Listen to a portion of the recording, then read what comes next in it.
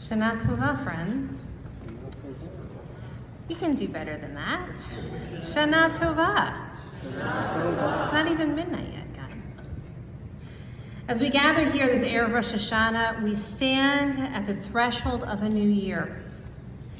A time traditionally filled with hope, filled with renewal, filled with ideas of things good to come. And yet we are confronted by a persistent shadow which has followed our people throughout history, the shadow of anti-Semitism. Let's begin, unfortunately, with some extremely sobering statistics. Data that was recently released by the FBI, who reveals every year, this time of year, their annual hate crimes stats. It's a highlight reel of good things. Across our country, we reached a record high of hate crimes, 11,862 in 2023. More alarming was the report of single-bias anti-Jewish hate crimes, which rose to 1,832, an increase over last year by 63%. This is the highest number that the FBI has recorded since it began recording these types of statistics in 1991. And although we make up only 2% of the American population, the anti-Jewish crimes comprise 15% of all hate crimes and 68% of all religiously based hate crimes. This pattern, unfortunately, is consistent with previous years. The situation on college campuses, not so much better. A survey conducted by the Cohen Center at Brandeis University found that the rates of anti-Semitic hostility on college campuses were twice as high in 2023 than they were in 2016. The most hostile universities found 85% of the student body reported experiencing anti-Semitism and found that correlated to anti-Semitic rhetoric, challenging teaching environments, and even questioning if they felt safe walking across campus. Even more troubling than that, a third of all survey respondents say that they had experienced anti-Semitism in the form of anti-Jewish insults, harassment, in person or on social media. And even more alarming is next week in Athens, not just in Athens at UGA, but other universities around the nation, Palestinians for Peace has declared it a week of rage, coinciding with the October 7th attacks and ending the day before Yom Kippur. These numbers aren't just statistics. They represent real people. They represent our children, our friends, our neighbors, and fellow congregants who have been stung by the sting of hatred simply for being Jewish. They represent me. They represent the fact that last winter I received a death threat to my home. Yet in the face of this darkness, we have seen light. Our own community experienced anti-Semitism, and we in the city of Macon shouted, "Not in our town." We had a phenomenal service of unity and love at Mulberry Methodist Church. This unity was a ringing cry out of our refusal to be silenced or intimidated. It is a testament to our strength and our resilience.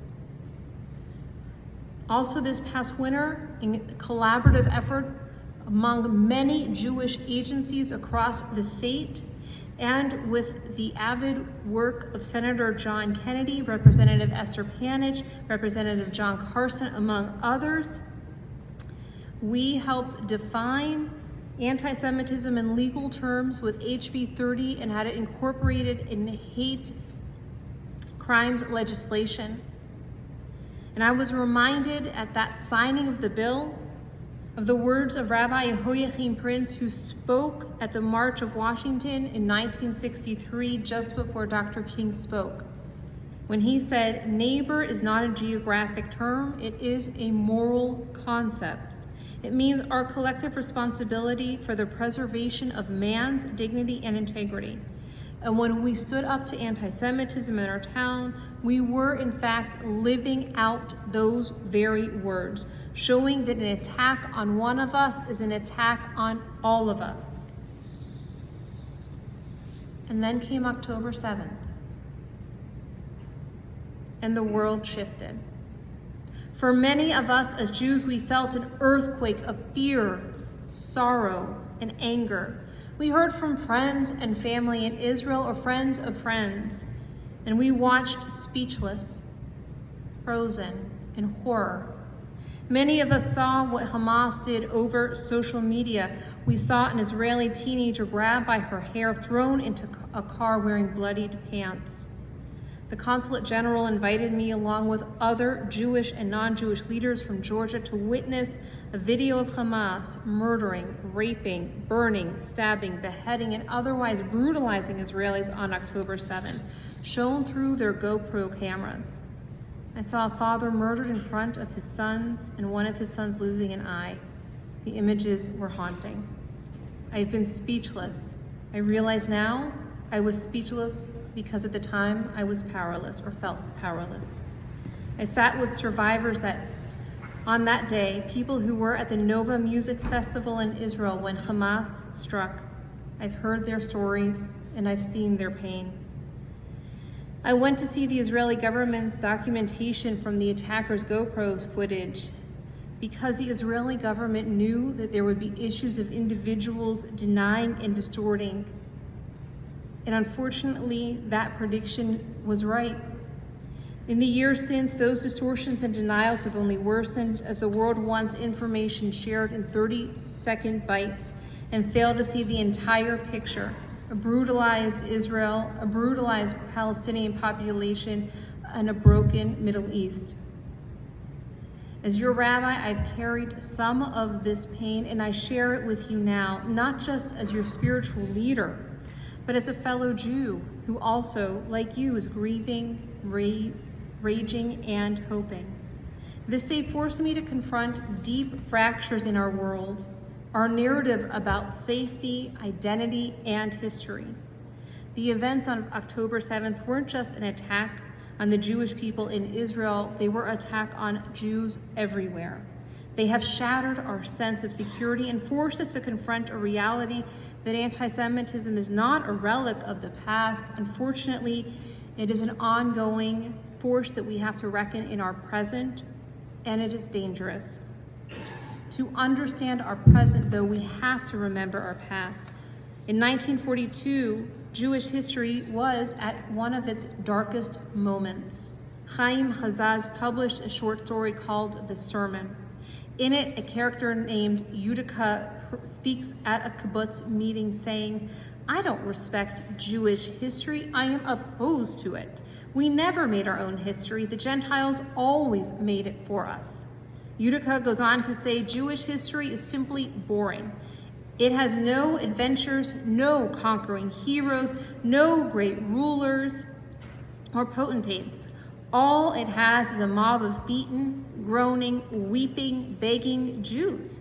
If it were up to me, I wouldn't allow our children to be taught Jewish history at all. Why on earth should we teach them about the shameful life our ancestors led? Yudica's words reflect a sentiment that history happens to Jews. It's not something that we make. But the events of the past year have forced both Israelis and American Jews to confront the inadequacies of this narrative. In fact, history has come calling to us. And in a European-style pogrom crossed the border on October 7th, Israelis found themselves unprepared. Not only militarily unprepared, but intellectually and emotionally. American Jews, I have found, are no less shell-shocked when confronted with a mix of outright hate, pseudo-intellectual justification for the murder and torture of Jews, and plain indifference, all painfully reminiscent of centuries of Jewish history. The Jewish world has returned to its history, that of being an oppressed people, a marginalized people, a people dismissed. In 2013, David Nuremberg published a book entitled Anti-Judaism, arguing that Western cultures have often defined themselves through their opposition of what they considered Judaism to be. This opposition has little to do with actual Judaism and more to do with whatever evil these non-Jewish cultures aspire to overcome. Nuremberg's work rigorously laid out in nearly 500 pages of dense scholarship with 100 additional pages of footnotes for those who are curious, describing a disturbing pattern. If piety was society's ideal, Jews were impious blasphemers. If secularism was the ideal, Jews were backward pietists. If capitalism was evil, Jews were capitalists. If communism was evil, Jews were communists. If nationalism was glorified, Jews were rootless cosmopolitans.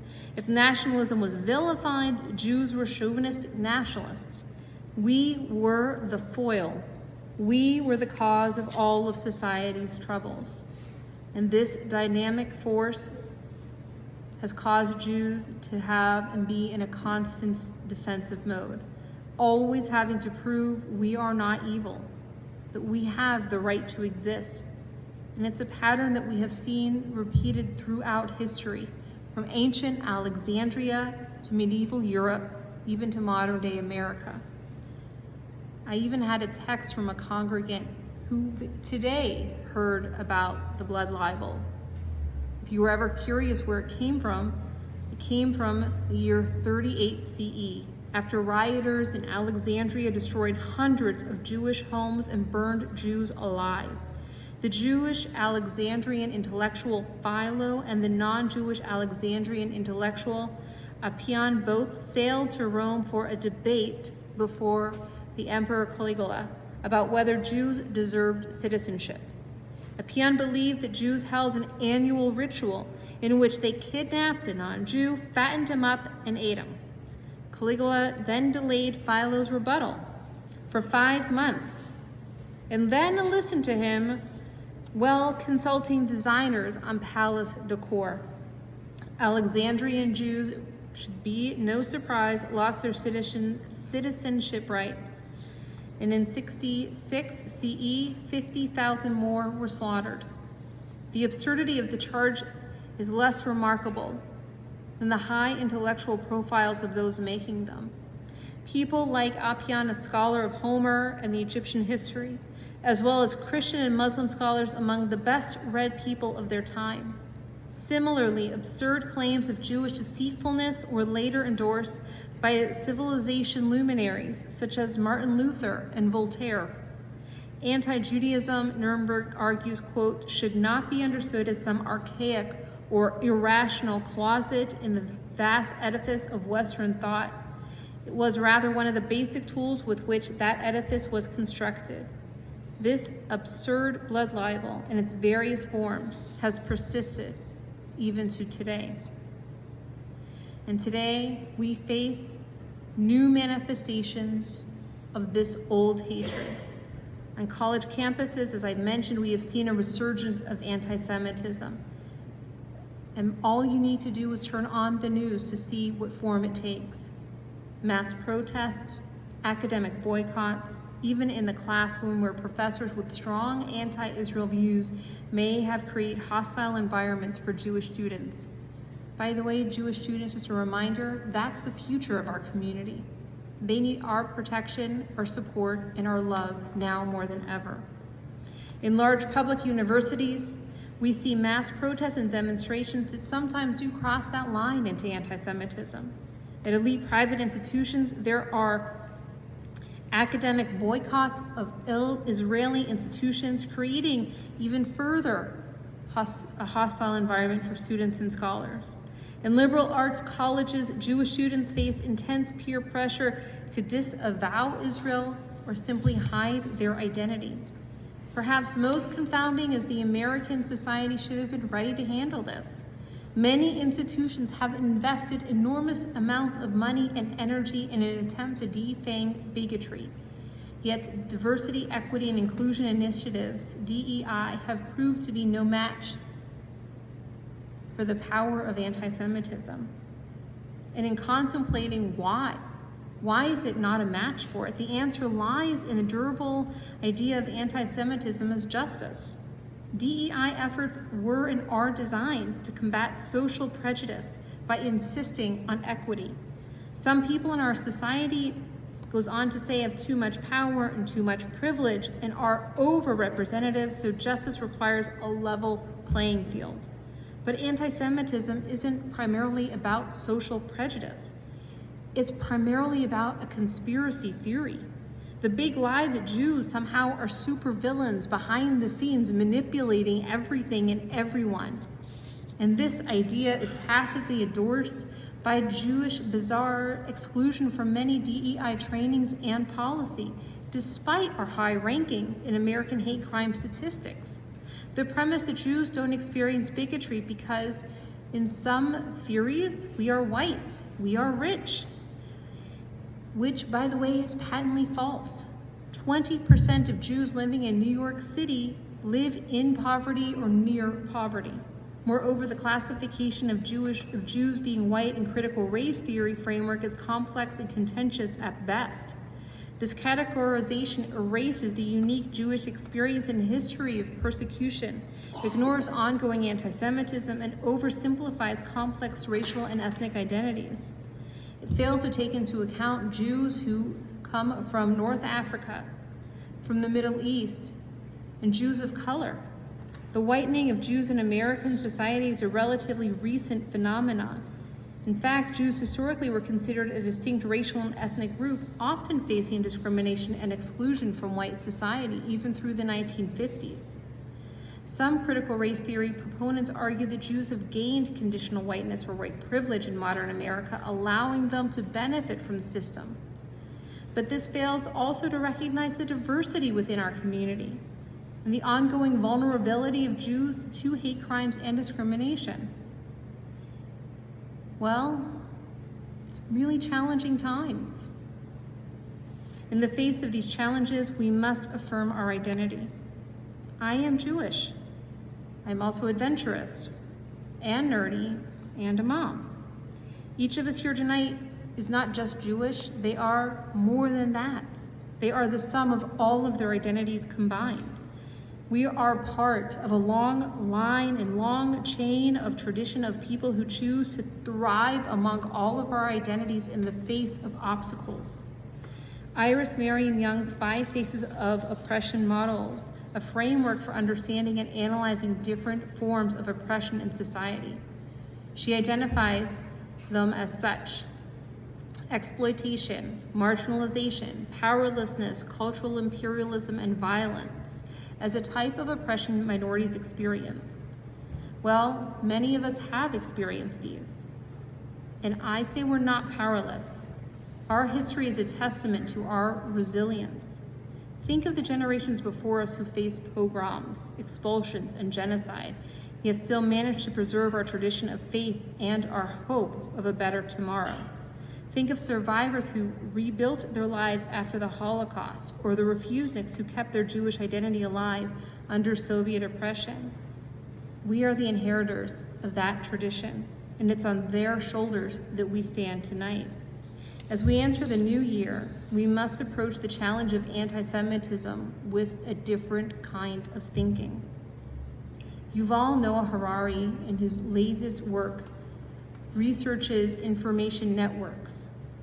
We must recognize that simply, and he argues that having more information does not necessarily combat anti-Semitism. Rather, he argues for a nuanced approach, simply to all information. He identifies 3 different types of information networks.